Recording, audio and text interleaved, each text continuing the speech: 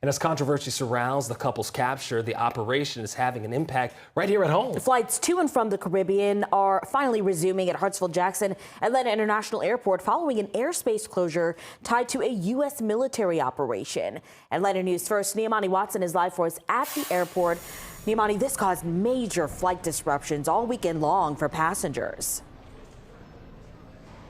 Right, especially over the weekend, as you mentioned. Now, we've also seen just a few delays here on the flight board with flights going to and coming from the Caribbean today. Airlines also say they're increasing flights in an effort to get more people home.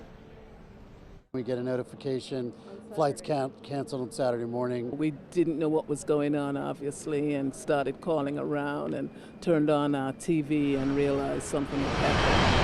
Passengers returned to Hartsfield-Jackson Atlanta International Airport after being stuck in the Caribbean over the weekend. We then are told we can move to a different island, and they tell us all islands are shut down. Delta started canceling flights to and from 13 Caribbean airports Saturday morning after the Federal Aviation Administration issued an airspace closure in the region. The closure was lifted Sunday morning. Scott, who was visiting Nevis, says he initially thought he would not be able to return home until later this week. Fortunately, he says Delta was able to coordinate a special flight for passengers to return sooner. They sent a plane down to pick all of us up and brought us back, and we're thankful for Delta. It's amazing. Today, Delta added more than 2,600 seats through extra flights for the Caribbean. American Airlines also announced it's added a total of nearly 7,000 seats with 43 extra flights in an effort to bring more people back home. We're glad to be home. Happy to be home safely, and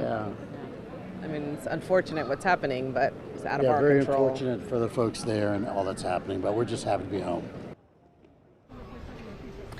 Delta says it's working to make sure customers are reaccommodated by tomorrow. Now, because airlines are increasing flights, they recommend arriving here at the airport at least 3 hours before your flight. Live at Hartsfield-Jackson Atlanta International Airport, I'm Niamani Watson, Atlanta News First.